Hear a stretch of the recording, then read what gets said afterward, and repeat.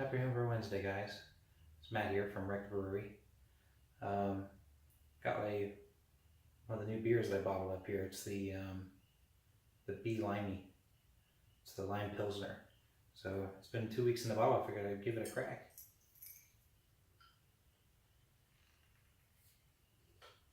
Got a little hiss. Let's see what we got.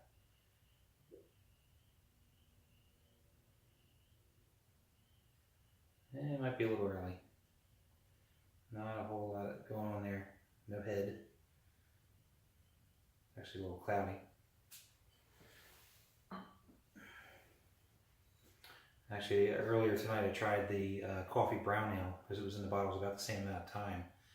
And that one was pretty well carbonated.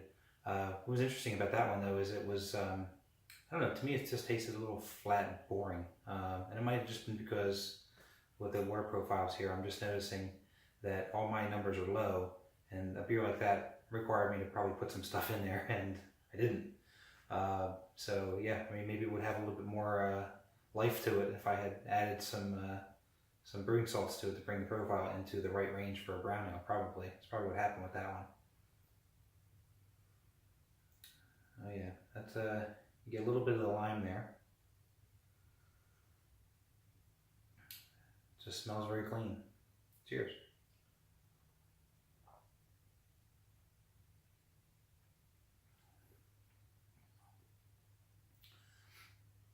Yeah, that's gonna be nice and refreshing once it fully carbonates up. You can definitely tell that there's very little carbonation there. There's only a couple of bubbles. What the taste is it's right about where I was looking for. Maybe a little bit more time, it'll be there.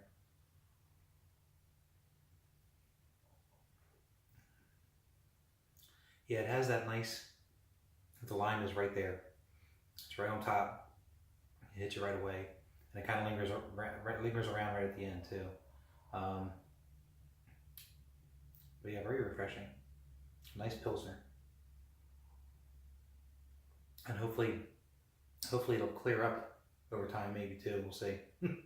But, so let's see, for this week, don't have a whole lot, it's going to be real short. I don't have any footage or anything for you. Let's see, the DKN has been dry hopped. I just did that yesterday.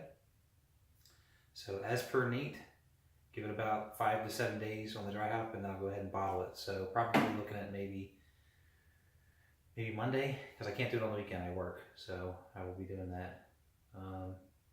Yeah, so the only other things that I have going on, just, right here on the wall, I was thinking about mounting all this stuff up. I bought this, I'll put this down for a minute.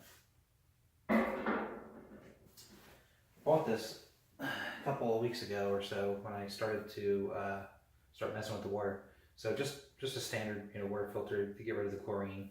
Nothing fancy. It's I believe 5 micron, maybe 2 micron. I can't remember which, but and I did this temporarily. This side here just hooks onto the garden hose, and this side here I just kind of let it sit over the side of the kettle, like so. It would just put in my mash water, put in my sparge water. It's really annoying though to have to keep taking this apart, putting it back, and everything each time. So I can't seem to find it. It has 4 mounting screws on it, but it's real hard to find the mounting bracket. I've been looking all over the place online. I might end up having to call Whirlpool, because I understand they have a sort of an exclusive agreement with Lowe's, and yeah, we're gonna have to work that out. But basically, what I'm planning on doing is mounting it right here on the wall someplace, having it semi-permanent, so I don't have to keep removing it, and just the same thing, just plug in the hoses and just be ready to go.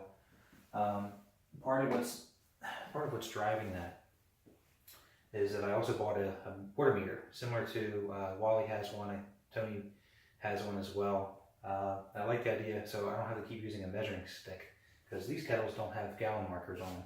So this way I can set the amount that I'm going to put into each kettle, and just no worries, it's exactly what I'm looking for. So waiting for some of the hardware to come in for that, waiting for the meter to come in, and that'll hook it all up. So that's part of the reason why I want everything kind of nice and mounted here, ready to go. The only other thing I have too is I just picked up a fermentation chamber finally. I left my old one back in Pennsylvania, so I didn't want to spend the money to move it down here. It was an old fridge. So here, let me cut to this and I'll show you. So here you go. It's just sort of sitting on the side there with all the brewing stuff and other random crap. It's just a commercial freezer that you would see in like a convenience store. It came with a bunch of racks. I took most of them out, and I just have it temporarily hooked up right now just to make sure it's holding temperatures and whatnot. And it seems to be working okay. There's the inside temperature currently. It's been sitting off for a while because it's maintaining its temperature. And what I have temporarily, I just have a space heater hooked up for the heating, and I just have the temperature probe underneath the paper towels there to kind of keep it insulated, so it is showing as close to the inside temperature as possible of the liquid. There's just water in there right now. It's 5 gallons of water, but it's pretty accurate because the temperature there says 66. It's been floating between 66 and 68, and up here on the Inkbird, it's pretty close. It's right where I expect it to be. And what's nice about this one, this particular chamber, let me go ahead and set this just so I can get it to turn on. We'll turn it down to, I don't know, we'll just turn it down to 62 just for now, just to watch it go on. It's pretty cool, it lights up. So yeah, I really lucked out with this one. Got it really cheap. The convenience store right down the street didn't need it anymore, and it's brand new. They were rearranging and it just didn't fit where they wanted to put it, so works for me. Anyway guys, that's pretty much all I had this week. Kept it nice and short for you, a couple quick updates. I will see you guys next week. Cheers. Happy Homebrew Wednesday.